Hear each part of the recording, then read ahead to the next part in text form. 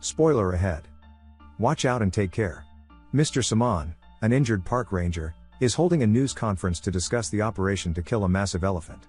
The world has condemned the decision to organize an army to kill an elephant. This infuriates Mr. Saman since the elephant was not just any ordinary elephant, but a predator endangering the neighboring wildlife. The press maintains that no weapon, no matter how large, should have been issued to kill animals.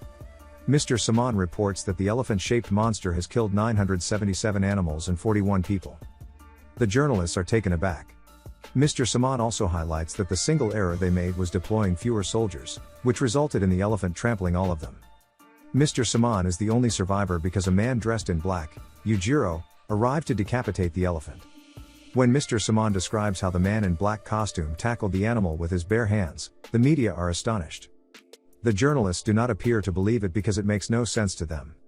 Mr. Saman walks away from the press conference knowing that the public will think him to be a liar more than the man in black. Mr. Saman is spending some free time with his son the next morning, when his son says he believes Mr. Saman. Mr. Saman's son believes that his father is incapable of lying. When the son asks if the man in black was truly strong, Mr. Saman acknowledges that it was a strength he had never witnessed before. When the son questions if anyone can possibly overcome the man in black costume, Mr. Saman expresses his concerns, saying he doesn't believe anyone can. Baki, a young man, is catching grasshoppers in the countryside. In the next scene, Rumina is terrified as he stands in front of a building. His bullies have challenged him to enter a building notorious for a high school gang. The boy enters and is soon met by 3 men. They are surprised by Rumina's little knife, which he pulls out, demanding that he battle the strongest among them. While they laugh at it, they agree that the strongest of them will meet the boy near the Tama River. They tell him that they are serious about the arrangement, and he should be as well, because he is the one who challenged it. The bullies are quite curious about what transpired inside the building. They learn that the strongest high school students would meet near Tama River, so they decide to witness the challenge. Rumina and the 3 bullies are waiting along the Tama River in the evening. Baki shows up to the challenge, which surprises both the bullies and Rumina. They assume that no one would take an elementary school kid seriously. The bullies hurriedly flee, leaving Rumina alone with Baki. Rumina pulls out his little knife once more, and Baki assumes a fighting stance. Baki asks Rumina his name and whether he can swim, to which Rumina politely replies. Baki removes his shirt, revealing his toned muscles, which fascinate Rumina. Baki then throws Rumina into the water with a slap on the hips. Rumina quickly stands up, astonished by what has just unfolded. Baki and Rumina become friends after the duel and Rumina's fast defeat. Baki informs Rumina that despite using all of his might, Rumina stood tall. Baki advises Rumina not to be afraid of the bullies because they cannot be as strong as him. Rumina recognizes that the bullies are smaller than he actually thought. Captain Stridham notifies Baki that his father made news once again by killing the gigantic elephant. The ogre, his father, Yujiro, has recognized Baki as the challenger. Baki tells Captain Stridham that it's a family feud and Captain Stridham should keep his nose away from their business, to which Captain plainly disagrees. Baki and Rumina are walking back to Baki's house, when Baki shows off his shadowboxing skills. He gets bruises which surprises Rumina and the bullies who are following them. Baki tells them that if done quickly, shadowboxing is as effective as real boxing. However, this shadowboxing against Iron Michael, one of the strongest boxers of all time, is just a warm-up for the real opponent Baki is about to face. As Baki and Rumina are walking back, Rumina notices the walls in the middle of a residential area suddenly turn into a public graffiti display. The graffiti is filled with demeaning words about Baki Hanma, the strongest high schooler in the world. Many have challenged a duel to snatch the title away from Baki, but he is not any ordinary high schooler.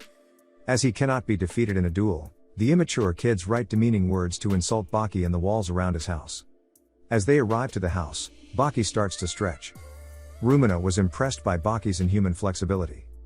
Rumina inquires about Baki's father and his power. Baki mentions that Yujiro is the strongest man out there, but he and his father don't look eye to eye for some reason. Baki sounded less scared and more proud when speaking about Yujiro, as he is the son of the strongest man on earth. Baki directs Rumina to the basement, saying his opponent is waiting there. This surprises Rumina. When Rumina follows Baki to the basement, it is an empty dark room with only one table. Baki says that his old man has chosen him to be his opponent. If Yujiro just fought an African elephant of monster size, who should Baki fight to be called a worthy opponent? Baki is startled by a punch from nowhere. Baki claims that an opponent stronger than the African elephant is on the table. Rumina rushes towards the table, only to be met by a praying mantis. Baki goes on to demonstrate how an insect can outperform a tiger or a lion. They can deconstruct, consume, and transport animals 7 to 8 times their size across vast distances. This makes insects like the praying mantis a worthy opponent for Baki. Baki asks Rumina if he can take a man weighing 200 kilograms from school to his residence.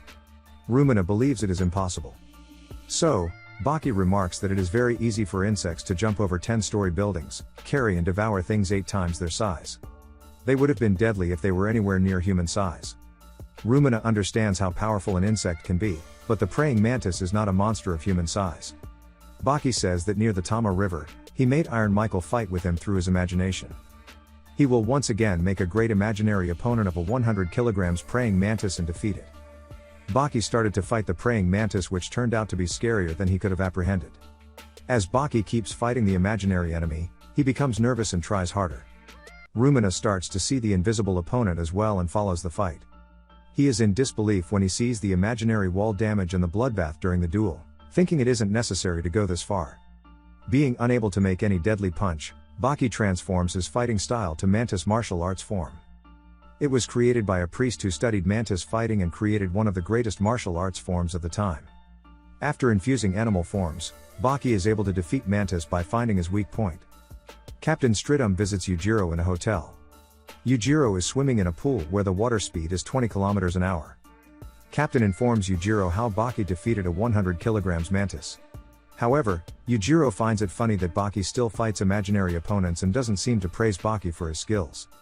In Dallas, the President Bosch of the United States is making a visit and it is being broadcasted all over the media. The parade is being watched through news when suddenly the president gets kidnapped. It's Baki who carries President Bosch to a nearby restaurant and locks himself inside. He has some serious charges on his name and is surrounded by the police. Baki has a small conversation with President Bosch and explains his motive for such a chaos. Baki says that he wants to be confined in the Arizona prison. This shocks President Bosch as he has never encountered anyone who would kidnap the president of a strong nation just to be caught and put to prison. The president asks why Baki wants to be confined at Arizona prison, to which Baki says he wants to meet Biscuit Oliva. Without a choice, President Bosch agrees to the simple terms. The guards outside the restaurant receive a call from Baki for cash. He only demands $10, which shocks them. It turns out Baki didn't bring cash to pay for the coffee he and President Bosch just enjoyed in the restaurant. Baki was soon arrested and swiftly passed through the judgments to be sent to Arizona prison, also known as Black Pentagon. The inmates are stripped of the clothes and get their health conditions documented. The warden is impressed by Baki's muscle mass and compliments Baki before talking about meeting Biscuit Oliva. Baki is guided by one of the prison guards who walks him through the special prison to Biscuit Oliva's place. He gets surprised looking at the special treatments Oliva gets even in the prison. As he walks in, the prison guard doesn't accompany him anymore. As soon as Baki meets Oliva, he is nervous.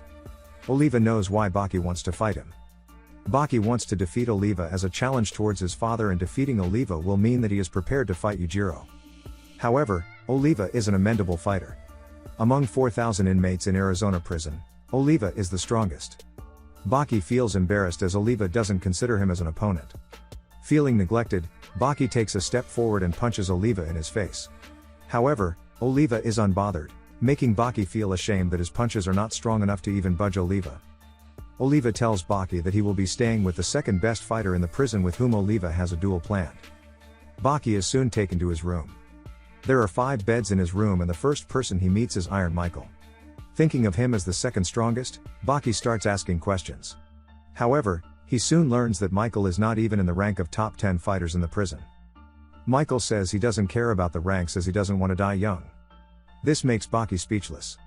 The champion of heavyweight boxing is saying that there are way more powerful people in the prison than him. Baki then meets an old man who insists they sleep that night without making any other noise, as this will be the last peaceful night of their life. Seeing Michael nervous, Baki rests that night without any more questions. The next morning, Baki meets with a gigantic man over 2 meters tall. The height of this inmate overwhelms Baki. Baki starts his conversation thinking he is the second, but soon learns there is another person sleeping in the closet. He is the second strongest man in the prison. Baki asks him 2 questions before challenging him for a duel to take over his position as the second best. This surprises the rest of the inmates in the room as Baki doesn't know what he is trying to challenge himself into. That is all about this video. Don't forget to give it a thumbs up and subscribe to our channel and hit the bell icon to stay up to date with such interesting anime recap videos.